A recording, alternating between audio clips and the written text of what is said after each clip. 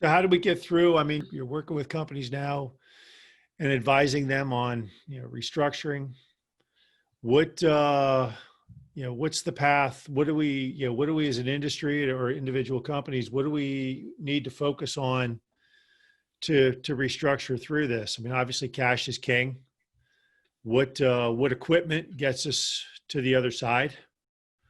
Um, you know, what's the starting point, do you think? Well, that's where it gets so challenging, because if we knew that, you know, the demand level and activity with airlines would be at 80% of pre-COVID in the spring of 2021, or something like this, any kind of fixed number, you can design a plan that lets you get that. How long of a bridge do you need to build is the question. So therefore, how much capital do you need to raise? How much do you have to downsize to be able to survive to get there? Right now, we don't know yet. So these initial restructurings that are starting to happen, um, we don't know what's going to happen with them. Some of them may turn into liquidations. So at this point, there's still so much uncertainty. It's hard to make a plan and a capital structure that can survive it.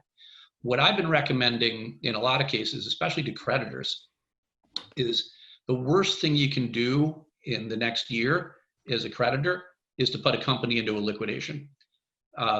Let's say, whether it be an airline or, a pooled investment vehicle that owns a bunch of airplanes or something like that, selling the assets now when there's literally no demand out there, with 60% plus of the world fleet parked, trying to sell airplanes right now would be the worst thing you can possibly do.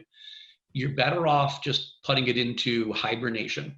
So, I know it's a painful thing. You're going to have a lot of losses, but your recovery will be a lot better just putting things into deep storage, not liquidating it, and waiting. You might be waiting 2 or 3 years, but hibernation is going to be better than liquidation.